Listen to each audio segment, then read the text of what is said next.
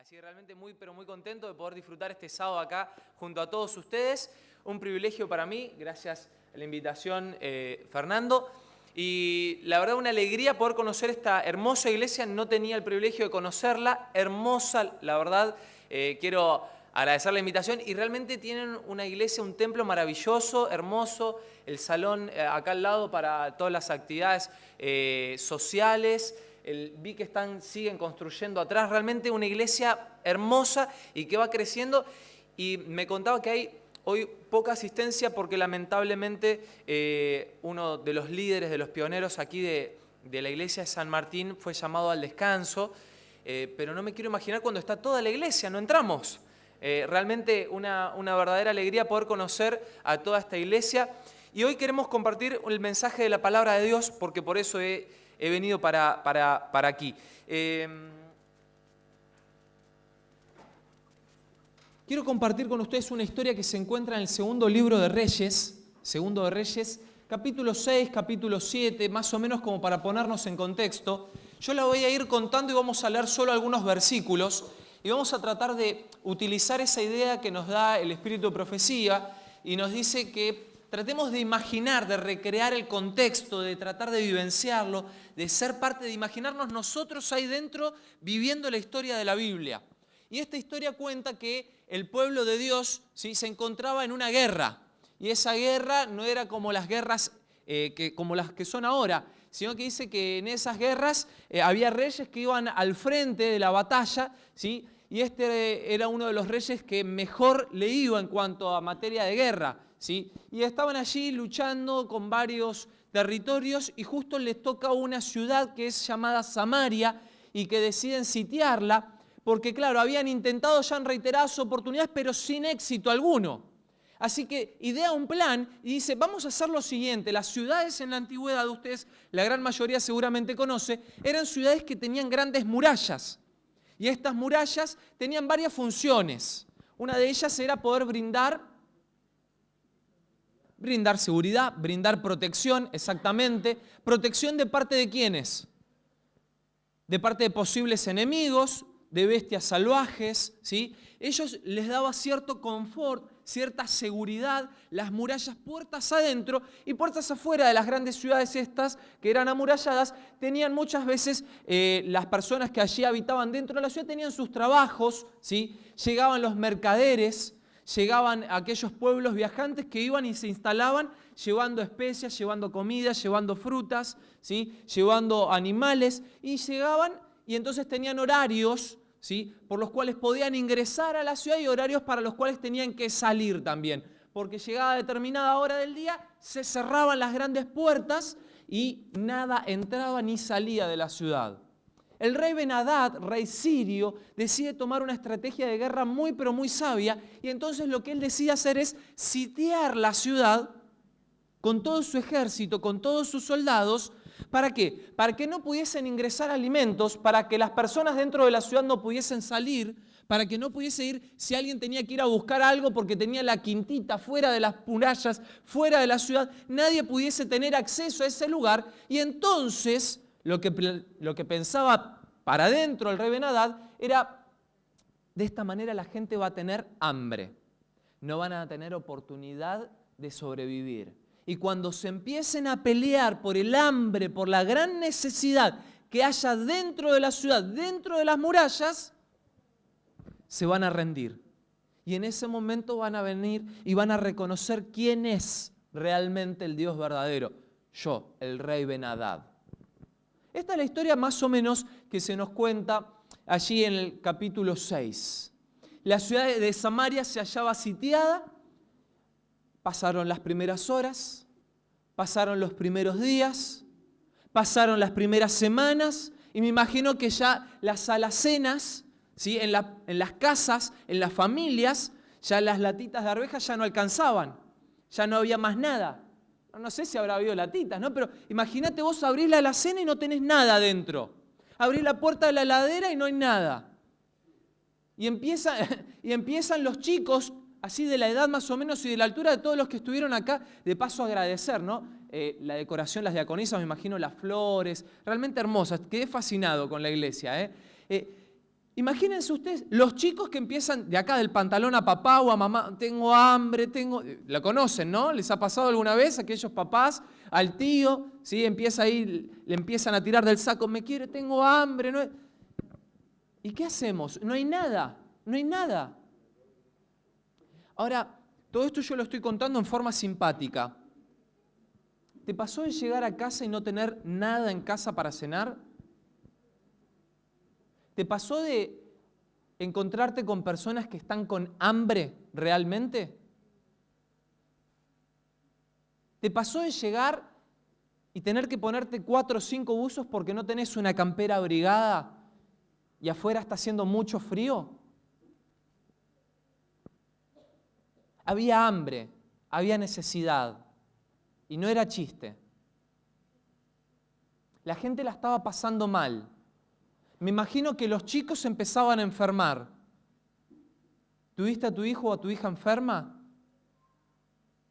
Yo me acuerdo haber tenido neumonía, pulmonía, todo. En los inviernos eran terribles en casa. Me agarraba cualquier cosa que andaba dando vuelta y me acuerdo escuchar a mi mamá todavía, recuerdo clarito. Hubiese preferido tenerlo yo antes que verte a vos en esa situación. El amor de una madre, de un padre, el sufrimiento por su hijo. Había mamás que estaban desesperadas porque sus hijos empezaban a enfermarse. Algunos me imagino que habrán llegado a morir consecuencia de la gran hambruna. Y esto despertó malestar. Y algunos cayeron en la trampa de adjudicarle a Dios lo que es la obra del enemigo de Dios. Algunos caemos ante los momentos de necesidad en la trampa del enemigo de adjudicarle a Dios lo que es obra del enemigo de Dios. Y nos enojamos con Dios y empezamos a cuestionarlo y empezamos a hacerle planteamientos y estamos enfurecidos. Y la gente empezó a pelearse entre ellos. Y tan grave era la situación que vamos a leer juntos el versículo 6, el capítulo 6, el versículo 29, porque el rey que estaba reinando en ese lugar había caído en la trampa del enemigo y le adjudicaba a Dios lo que era la obra del enemigo y se había enojado con Dios. Lo que él estaba pagando era consecuencia de sus propias decisiones, de sus propios pecados, de haberse apartado de vivir bajo los consejos de Dios. Y entonces se le acerca un grupo de personas y le dice, una madre, una mujer, dijo, cocimos a mi hijo y lo comimos. Cocimos a mi hijo y lo comimos.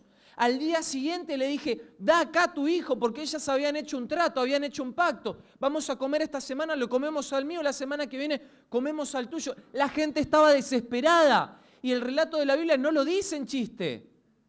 Está hablando en serio la Biblia. Y dice la palabra de Dios, da acá a tu hijo y comámoslo. Pero claro, ella lo escondió. ¿Te imaginás la situación que se estaba viviendo? Era terrible. Había canibalismo, había personas que se estaban matando entre ellas, había hambre, había enfermedad, había necesidades. La primera pregunta que me viene a la mente es, ¿cómo llegamos nosotros hoy, cerrando el mes, arrancando ya prácticamente septiembre, mes 9, en el último tirón del año, cómo llegamos a la casa de Dios? ¿Cómo llegaste a la iglesia hoy? ¿Cómo te encuentra Dios esta mañana? ¿Viniste con necesidad? ¿Con problemas? ¿Hay hambre en casa? Quizás el hambre no es la que hay que llenar en el estómago. Tenés otras necesidades, tenés otro tipo de hambre. Llegaste con problemas en tu familia, se están peleando como se estaban peleando esas dos mujeres. hay conflictos. ¿Cómo llegaste? ¿Cómo te encuentra Dios esta mañana en su casa?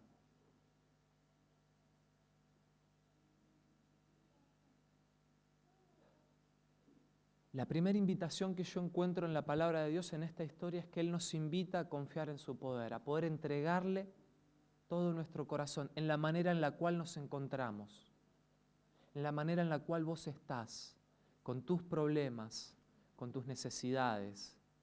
Porque nosotros veo un paralelismo muy grande entre aquella Samaria y esta Buenos Aires. Esta Buenos Aires hermosa, pero que está sitiada. Está sitiada por un enemigo también. Y cuando nos sitió el enemigo nos hace pasar hambre, nos hace pasar necesidad. Y muchas veces nosotros acá le echamos la culpa a Dios de lo que es obra del enemigo también. Y esta Buenos Aires hermosa a veces nos encuentra con personas. Esta semana estaba charlando una persona, una señora, un matrimonio destrozado, 2 chicos, 10 y 11 años, plena crisis por el divorcio. Él se había ido de la casa, se había ido por una mujer más joven, le recriminaba varias cosas a su ex esposa y ella sin poder hacer nada, sin una solución a la vista. Esta Buenos Aires que en una semana de oración me encontraba con un grupo de chicos, de jóvenes, de entre 13 y 15 años todos ellos, y al final de un llamado, de una invitación de parte de Dios, se acercan y dicen: en las cosas que tengo que dejar para poder estar mejor con Dios, yo sé que tengo que dejar de fumar marihuana. De 13 a 15 años los chicos. Esta Buenos Aires que se encuentra con pibes, con jóvenes, con necesidades, que estamos pasando hambre. Y no hablo del hambre literal en este momento. Estamos pasando hambre porque en casa necesitamos de algo, porque en casa está todo mal, porque no me dan ganas de llegar a casa, porque en casa hay platos voladores y no necesariamente porque estemos en la NASA, porque en casa hay problemas. Estamos pasando hambre como sociedad, estamos con grandes necesidades. Y entonces ahí aparece la palabra de Dios y te invita en esta mañana a ir a su encuentro. Romanos capítulo 8, versículo 28. Lo sabemos de memoria, vamos a leerlo. Romanos capítulo 8, versículo 28. ¿Lo tienen? Vamos a leerlo de la Biblia. ¿Lo tienen? ¿Sí? Capítulo 8, versículo 28. Ahí escucho, porque me lo iban a decir, quiero que lo busquemos. Escucho el ruidito de las Biblias. Muy bien. Romanos 8, 28. ¿Alguien con voz de locutor o de locutora que se anima a leerlo? ¿Puede ser? Ahí, por favor. Qué dones que tenemos en esta iglesia, ¿eh?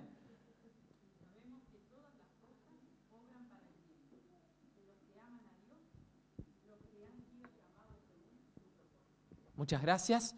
Muchas veces interpretamos que todo lo que nos pasa en realidad lo manda Dios, ¿no? Porque algún propósito tendrá. Y entonces, si te comieron a tu hijo, no, es porque Dios tiene un propósito para tu vida. Y medio como que tratamos de justificarlo a Dios y salimos como de abogados defensores de Dios, porque no, la Biblia no está diciendo eso. La Biblia, vamos a leerlo de vuelta, dice: sabemos que todas las cosas obran para el bien de los que aman a Dios. No dice que Dios envía todas las cosas. Job, capítulo 1, ¿se acuerdan? No lo vamos a leer por una cuestión de tiempo. Nos explica el marco del gran conflicto. Dios permite que sucedan algunas cosas porque estamos en medio de un juicio, no porque sea su voluntad, no porque se complace en el sufrimiento de Job y entonces Él es el que manda a matar a todo su ganado, Él es el que hace que pierda todos los bienes, Él es el que hace que mueran todos sus hijos, todas sus hijas, todos sus yernos, toda su familia. No es esa la voluntad de Dios, no es ese el plan de Dios para la humanidad. Dios no crea al hombre con ganas de morir. ¿Cuántos en esta mañana quisieran morir, hermanos? No. Si alguno levanta la mano, tenemos que buscar un profesional porque no fuimos creados para la muerte. No es esa la voluntad de Dios, no es ese el plan de Dios. Ahora, lo que nos dice Romanos, lo que la Biblia nos dice, lo que la palabra de Dios nos dice, es que todas las cosas que obra el enemigo, Dios es más poderoso y entonces Él mediante su poder las transforma para el bien de los que lo amamos. ¿Amén? Porque somos más que vencedores por medio de aquel que nos amó. ¿Amén? Ni la muerte, ni lo alto, ni lo profundo, ni cosa alguna podrá separarnos del amor de Dios. Dios es más poderoso que el enemigo. Por eso en esta mañana, si vos viniste a la casa de Dios con hambre, si vos viniste con necesidad, si vos viniste con problemas en tu matrimonio, si vos viniste con problemas con tu hijo, la palabra de Dios te dice que hoy hay esperanza. Este tema, la palabra de Dios te dice que hoy es el día propicio para escuchar su mensaje. Entonces volvemos a nuestro relato en Segundo de Reyes, y entonces dice que este personaje que era el rey de Samaria decide culpar a Dios de lo que era obra del enemigo, y entonces va a buscar al representante de Dios, que era el profeta. Y ahí se nos habla de un profeta. ¿Cuál es? Capítulo 7. Versículos últimos del 6, principio del 7. ¿Qué profeta se nos habla? Muy bien. Viene con una sucesión, ¿verdad? Viene de Elías, ahora viene Eliseo. Y entonces se encuentra Eliseo allí ante la situación de que lo vienen a matar. Entonces salen a su encuentro y le dicen, mañana hay una promesa y la vamos a leer. Vamos a leer la promesa, capítulo 7, versículo 1. Oíd palabra del Señor, dijo Eliseo. Así dice él, mañana a esta hora a las puertas de Samaria, el selá de harina, es decir, unos 7 litros, valdrán un siclo, 11 gramos de plata, y 12 as de cebada, un siclo. Mañana el Señor va a hacer grandes milagros y va a transformar toda la obra del enemigo en una bendición para tu vida. Pero Dios no actúa gracias a, sino a pesar de. ¿Se entendió? ¿Vamos de vuelta? Dios no actúa gracias a, sino a pesar de. Y entonces, ahí es la parte en la cual la Biblia siempre interactúa en primera persona con vos, interactúa en primera persona conmigo. Y en el lugar donde dice un príncipe, tengo que ver si calza el nombre Nicolás, en realidad que es el mío. Vos colocale el tuyo, fíjate si entra y vas a reaccionar de esa manera, o tenés otro tipo de reacción ante las promesas que Dios tiene para tu vida. Y entonces dice, un príncipe sobre cuyo brazo el rey se apoyaba, alguien de prestigio, alguien que la tenía clara, alguien que era un estudiado, alguien que tenía un título, me imagino, colgado ahí en el escritorio, alguien que tenía un trabajo, alguien que estaba bien posicionado socialmente. Dice, respondió al varón de Dios, aunque el cielo abra las ventanas, aunque el Señor abra las ventanas en el cielo, ¿será eso así? Eso es imposible. No hay posibilidades. Está todo muy lindo, pero no. No hay posibilidad de que eso suceda. Mi matrimonio no da para más. Mi hijo ya no tiene más remedio, ya no probamos de todo. No. Dios nos invita en esta mañana, invita a mí, lo invita a Nicolás, a probarlo. Probad y ved cuán bueno es Jehová. Gustémoslo, animémonos. Esto se trata de la fe. Dios nos invita en segundo lugar en esta mañana a poder probarlo, a poder tener fe en Él. ¿Qué es la fe? Hebreos, capítulo 11. No escucho las hojitas, vamos, Hebreos capítulo 11. Hebreos capítulo 11. Y ahí el gran teólogo del Nuevo Testamento, el apóstol San Pablo, nos habla acerca de lo que es la fe. Y entonces va a ser una exposición maravillosa. El pueblo al cual le está dirigida esta carta, este sermón colocado por escrito que es Hebreos, tenía algunas dificultades, tenía algunos problemas, y entre ese tipo de situaciones había un grupo de judaizantes que intentaba imponer la doctrina de que no se cree en la resurrección. Entonces, no es posible creer que Jesús resucitó. Entonces, no es posible creer en el poder de Jesús. Entonces, había algunas situaciones particulares por las cuales Pablo escribe lo que escribe.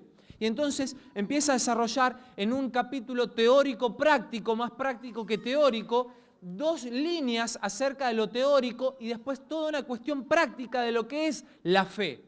De lo que es la fe. Y entonces dice, la fe es estar seguros de lo que esperamos y cierto de lo que no vemos. La parte teórica, la parte práctica, entonces nos empieza a decir que sin fe es imposible agradar a Dios y entonces empieza a desarrollar la vida, obra y arte de 16 personajes, ¿sí? Que se los podría dividir en 8 antes del Éxodo y 8 después del Éxodo, una mujer antes del Éxodo y una mujer después del Éxodo, un personaje que es de origen israelita, ¿sí? De origen hebreo, y otro personaje que no lo era, y esa mujer era Rahab, ¿sí? Y todos ellos dicen que fueron varones y mujeres conforme a la voluntad de Dios, varones y mujeres que aparecen en la galería, en el cuadrito de la fe, modelos de personas que se encuentran para poder imitar. Ahora, cuando leemos la vida de estos personajes, me encuentro con Rahab, que era una prostituta. Ella fue una mujer perfecta delante de los ojos de Dios, pero me encuentro con otro personaje como David, que fue un asesino, un adúltero, un engañador, un mentiroso. Me encuentro con otros personajes, podemos encontrar ahí personajes que son llamados padres, hitos, patriarcas de la fe, cuando en realidad se rieron de las promesas de Dios en su momento. O sea que fueron la mayoría, a no ser 2, el resto se marcan errores. Del resto te cuenta las flaquezas que tuvieron. Porque la fe lo que hace es perfeccionarte a vos como persona. Y entonces ahí es que llegamos a ser perfectos delante de los ojos de Dios. Eso es la fe. La fe es creer, es avanzar. La fe es entregarle a Dios así como estoy mi vida entera. Señor, no puedo más que esto. Y de eso se trata la fe. Y entonces ojalá algún día en el libro de los cielos se encuentre escrito: porque así también Nicolás por la fe, y ahí donde dice Nicolás, ponele tu nombre. Y ojalá que lo tengamos que colocar ahí, y no en el lugar que leímos de la Biblia donde se habla de un príncipe. Porque la vida de ese príncipe, lamentablemente, las promesas de Dios, los regalos de Dios, las bendiciones de Dios no se cumplen, no hayan cumplimiento. Porque para poder ver la obra de Dios tenés que creer. Tenés que arriesgarte, tenés que probar, tenés que intentar con Dios. Y entonces empieza la parte de la historia, volviendo a Segundo de Reyes, empieza la parte del relato que a mí más me gusta. Y es que hay una particularidad de contexto y de las murallas que servían de protección, que servían de refugio, que servían para brindar seguridad. Había una particularidad, las personas que estaban enfermas, que padecían algún problema, servía también para poder aislarlos, ponerlos en cuarentena, para que no se contagien. Entonces esas personas tenían que vivir fuera de las murallas. Había una enfermedad en particular, que era muy contagiosa, y era la lepra. Y entonces las personas que padecían de lepra debían vivir fuera de las murallas. Y si había algo que caracterizaba a estas personas es que vivían de la gracia, vivían de la misericordia que tenían las personas que vivían dentro de las murallas. Porque ellos no podían trabajar, no tenían manera de ganarse el sustento diario para poder comprar la comida. Y entonces yo, que tenía una persona que era familiar mío, que era una persona muy querida, bajaba una canastita y le daba los alimentos. Ahora imaginen ustedes que si adentro había hambre, ¿cómo estarían afuera? ¿Se pusieron a pensar? A veces leemos estas historias en el año bíblico y las pasamos rápido nomás, ¿no? Pero tienen muchas enseñanzas. Y había particularmente cuatro leprosos, nos cuenta la historia allí en el relato de la Biblia. Y estos 4 leprosos estaba cayendo el sol. Yo voy a contar el relato como me lo imagino. Está de acuerdo a lo que dice la Biblia, pero yo voy a agregarle cosas que son mías, son de Nicolás. Imagínenlo ustedes como les guste, pero a mí me ayuda a vivirlo, a estar ahí en el relato. Y yo me imagino estaba ya cayendo el sol. Aquellos que conocen Mendoza, La Rioja, San Juan, un terreno parecido, bastante calor durante el día, pero se pone el sol y empieza a refrescar, un terreno más bien seco, polvo que va volando, el viento que se empieza a silbar, las lastimaduras que duele ese viento. Y entonces me imagino que quizás el más centrado en años le da un codazo al otro y le dice, che, tenemos que hacer algo. Si nos quedamos acá vamos a morir por el hambre que tenemos. Me imagino que el más joven y quizás el más hablador, el que hablaba antes de poder llegar a pensar, dice, bueno, y ya que hablas, ¿por qué no decís también la solución? ¿Qué se te ocurre para poder hacer? No, bueno, tranquilos, no es para que nos pongamos a pelear, ya bastantes problemas tenemos entre nosotros. Se me había ocurrido simplemente la posibilidad de que nos vayamos y nos ofrezcamos como siervos, como esclavos del ejército sirio. No porque querramos defraudar o traicionar a nuestra nación, pero estamos ante una victoria inminente de ellos y antes de que nos maten quizás podamos servir para interceder y tener la salvación de los nuestros que están adentro. Me imagino que habrán discutido estas ideas por un rato hasta que finalmente deciden hacerlo. Y entonces empiezan a caminar. Me imagino algunas pequeñas montañitas, mezcla de polvo, arena. Y estaban allí llegando con algunos arbustos medio secos, escondidos los cuatro, y se divisan las carpas, que parece no tener fin, este enorme campamento del ejército sirio, el ejército más importante de ese momento de la historia. Y entonces empiezan a avanzar poco a poco hasta que llegan prácticamente a una de las que parece ser una de las carpas principales, y entonces le dan un empujoncito al más joven, claro, es el que tiene que ir por delante.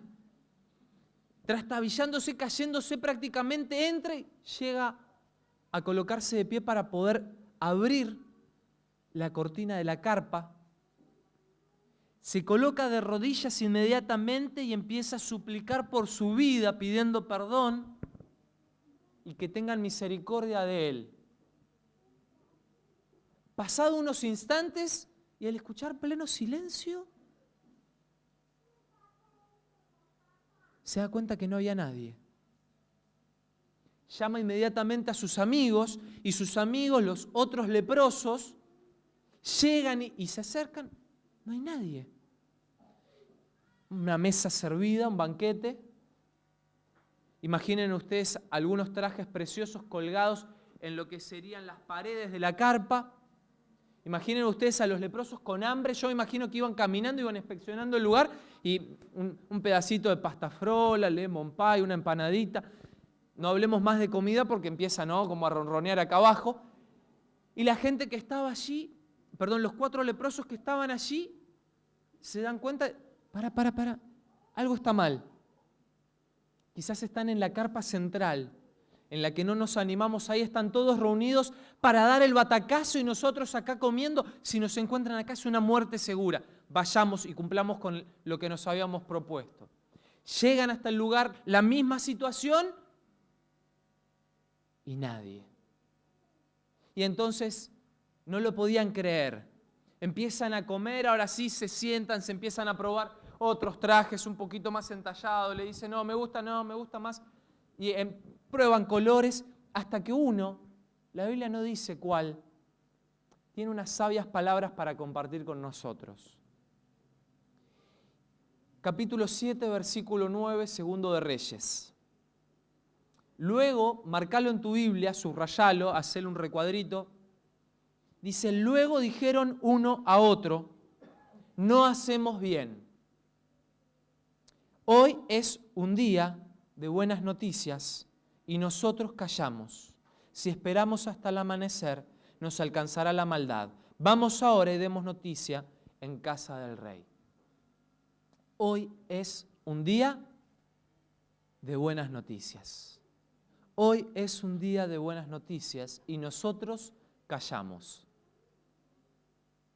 Hoy es un día de buenas noticias y nosotros callamos. Si ustedes terminan de leer la historia, 4 leprosos llevaron la salvación a todo un pueblo. 4 personas por las cuales nadie daba absolutamente nada. 4 personas que su autoestima estaba en el 5º subsuelo, si es que les quedaba algo todavía. 4 personas por las cuales nadie se hubiese arriesgado siquiera a ensuciarse con polvo sus zapatos, sus sandalias. 4 personas por las cuales la sociedad aparentemente no les daba valor. Por esas 4 personas es que llegó la salvación para todo un pueblo. Dios nos invita a que le demos nuestras necesidades. Dios nos invita a tener fe. Y Dios nos invita a compartir cuán buenas cosas hace por nosotros. Cuán buenas promesas tiene en nuestra vida. Cuán grande esperanza ha sembrado en nuestro corazón. Y hoy es un día de buenas noticias, iglesia. Me encanta, ayer me estaba contando Fernando que el sábado pasado salieron a compartir esas buenas noticias. Tenemos que seguir haciéndolo. Estamos en guerra y en una guerra hay muerte. Y hoy lamentablemente uno de nuestros pioneros, uno de nuestros hermanos en la fe fue llamado al descanso. Estamos en una guerra. Tenemos que hablar, no podemos quedarnos callados. Tenemos que salir a compartir que Jesús vuelve. Tenemos que salir a compartir que hay esperanza ante la necesidad. Que donde había hambre el Señor quiere que haya alimentos de sobra. Que donde había desesperanza el Señor quiere sembrar esperanza. Que donde había dolor el Señor quiere sembrar felicidad. Que hay una tierra nueva que es posible y que se puede empezar a vivir aquí y ahora. Porque la Biblia no habla de que los problemas van a dejar de estar o de existir. La Biblia no habla de que ser cristiano es llegar a la esquina y que me reciba cada vecino con un ramo de rosas rojas. No me dice eso. Me dice que aún en medio del dolor, aún en medio de la prueba, aún en medio de la tormenta, el Señor va a estar conmigo y su paz va a ser una realidad en mi vida. Pero la tormenta va a estar afuera. De eso me habla la Biblia. Me hace acordar Lucas capítulo 8, rápidamente Lucas capítulo 8 me habla acerca de una historia de Jesús cuando calma la tempestad. ¿Se acuerdan? Maestro, maestro, que perecemos. Pero después de esa noche de turbulencia, después de esa noche de tempestad donde Jesús le dice, calla, enmudece, y la misma naturaleza responde a la voz de Jesús, llegan cansados, mal dormidos, con una noche para el olvido, llegan a la playa y hay un comité de bienvenida. ¿Quién estaba esperándolo? Un endemoniado. Al preguntarle cómo era su nombre, él le dice Legión. Y se calcula, las legiones romanas contaban con 5.000 hombres de a pie, se calcula que podría haber sido en relación a eso el nombre que le propina. Jesús manda a los demonios que fueran y lo dejen en paz a este hombre, y este hombre quiere seguirlo a Jesús. Porque cuando Dios obra en la vida del ser humano, nosotros nos enamoramos y tenemos el instinto natural de seguirlo a este Dios. Entonces Jesús le dice que no lo puede seguir. Versículo 39 dice, vuelve a tu casa y cuenta cuán grandes cosas ha hecho Dios contigo. Vuelve a tu casa y cuenta cuán grandes milagros ha hecho Dios en tu vida. Acordate todas las veces que estuvo Dios a tu lado. Acordate cuántas tempestades el Señor te ayudó a transitar. Acordate cuántas tormentas el Señor dijo, calla, enmudece. Quisiera pedirle si me puede acompañar con la melodía, una última historia nomás para terminar, con la melodía del himno 342, Después del río. La historia de una mamá con un hijo de aproximadamente 8 años, la cual ella se encargaba de hacer decoración, una mamá soltera con 2 hijos varones. Y esa mamá se encuentra con su hijo que un día le empieza a doler una de las piernas. Lo llevó al médico. El médico le dice, no es nada. Debe ser un dolorcito del crecimiento. El nene le dice, me duele. Y entonces lo lleva a otro médico. Dice, señora, puede ser una enfermedad muy, pero muy rara. Una enfermedad que sería la primera vez que me tocaría tratarlo. Yo le aconsejo que trate con otro especialista y vea si realmente puede ser esto. Pertes. Bueno, lo llevan al otro especialista, le confirman el diagnóstico y lo hacen atender en el Hospital Garrahan. ¿Conocen el Hospital Garrahan? Llegan al Hospital Garrahan, tienen que ir a las 3 de la mañana para conseguir un turno. Los turnos se empiezan a dar a eso de las 8 o 9 de la mañana. Y le dicen a esa madre que su hijo no iba a volver a caminar más.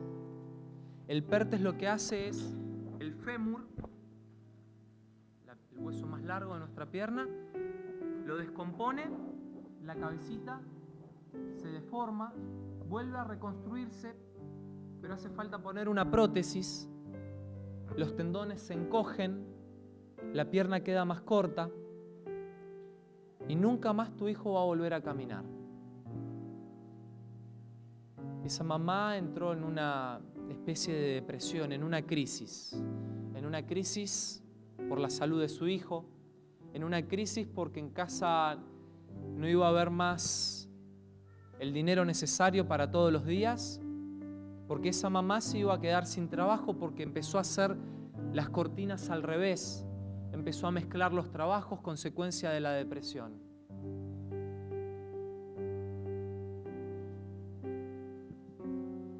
Un amigo de la familia de esa madre se acercó para orar con ellos, en esa situación así como estaban.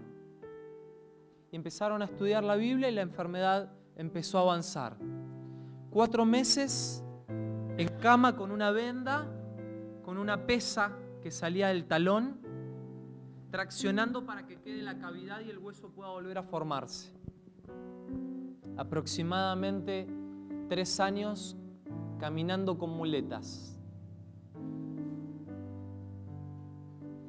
Y el hueso estaba acá y había que operarlo porque había que colocarlo en la cavidad de la cadera. Y el día de la operación en el Hospital Garrahan, ante el ateneo de todos los médicos, hacen la radiografía necesaria y el hueso estaba en el lugar. Hoy ese chico está parado delante de ustedes, contándoles cuán grandes cosas Dios hizo en mi vida. Vuelve a tu casa y cuenta cuán grandes cosas ha hecho Dios por ti. Hoy es un día especial para la iglesia de San Martín, me imagino. Hoy es un día en el cual el enemigo llevó al descanso a una persona de las más queridas seguramente de la iglesia. Hoy es un día de buenas noticias, nos dice la palabra de Dios, porque pronto, después del río, existe un lugar donde no va a existir más el santo, ni el sufrimiento, ni el dolor. Quisiera terminar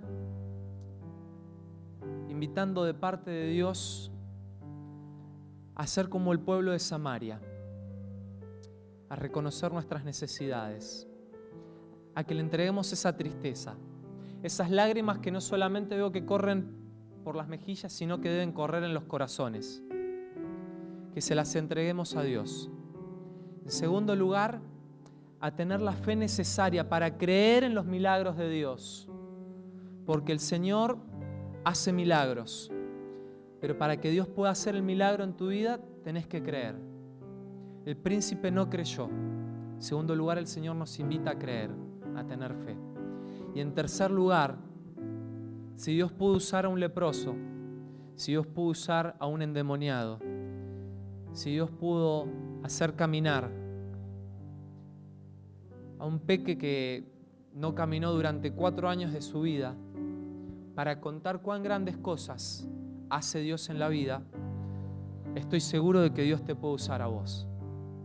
Y Dios está deseoso de que compartamos, que vuelva a buscarnos para disfrutar de esa tierra nueva, donde no habrá más llanto, sufrimiento ni dolor. Aquellos que tengan ganas de aceptar esa invitación de parte de Dios, me gustaría orar. Me gustaría orar de manera especial para pedir consuelo para esta iglesia y para aceptar la invitación de Dios. Así como estamos nomás, aquellos que tengan deseos de aceptar la invitación de Dios, los invito a orar. Amado Dios, gracias por la invitación que nos haces. Gracias por la esperanza que colocas en nuestro corazón. Y gracias porque nos llamas en la condición en la cual nos encontramos, con dolor, con problemas, con necesidades. Gracias porque en esta mañana nos hablas a través de tu palabra y nos invitas a tener fe, Señor, a poder creer en tu poder, en tu amor, en tu misericordia. Y gracias, Señor, porque nos invitas a compartir los grandes milagros que has hecho en nuestra vida. Rogamos por consuelo para todas las familias de esta iglesia, Señor. Y te damos gracias porque sabemos que en esta guerra en la cual estamos, somos más que vencedores por medio de Jesús nuestro Salvador. En su nombre, en nombre de Cristo Jesús oramos. Amén.